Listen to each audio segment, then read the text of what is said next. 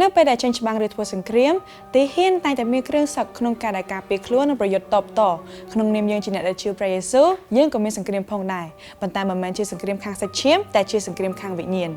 ដូចនេះគ្រឿងសាស្ត្រាវុធដែលយើងត្រូវប្រើដើម្បីតតាំងទៅនឹងកលល្បិចរបស់មារការលបួងនិងការអាក្រក់គ្រប់បែបយ៉ាងគឺមាននៅក្នុងព្រះគម្ពីរអេពីសូតជំពូកទី6ខ13ដល់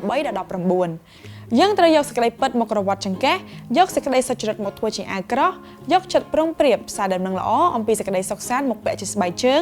យកជំនឿធ្វើជាខែទទួលបានការសង្គ្រោះមកធ្វើជាមួកដែកនិងយកព្រះបន្ទូលរបស់ព្រះជាម្ចាស់មកធ្វើជាដាវរបស់ព្រះវិញ្ញាណក្នុងនាមយើងជាទាហានរបស់ព្រះជាម្ចាស់យើងត្រូវតែរឹងមាំប្រុងប្រយ័ត្នស្ដាប់បង្គាប់ហើយស្គាល់ច្បាស់អំពីសម្លេងនៃមេបញ្ជាការរបស់យើងគឺព្រះយេស៊ូវគ្រីស្ទព្រោះយើងមិនមែនប្រយុទ្ធដោយពឹងអាងទៅលើកម្លាំងខ្លួនឯងផ្ទាល់ប៉ុន្តែពឹងអាងទៅលើឫទ្ធានុភាពរបស់ព្រះជាម្ចាស់យើងពឹងអាងទៅលើការអធិដ្ឋានការថ្វាយបង្គំនិងព្រះបន្ទូលរបស់ព្រះជាម្ចាស់សម្រាប់កម្លាំងខាងវិញ្ញាណសូមចាំថាព្រះបានជ្រើសរើសអ្នកសម្រាប់ធ្វើការផ្លាស់ប្ដូរសូមពាក់គ្រឿងសឹករបស់អ្នកជារៀងរាល់ថ្ងៃដើម្បីឈររឹងមាំជាមួយនឹងសេចក្តីជំនឿសេចក្តីពិតនិងសេចក្តីស្រឡាញ់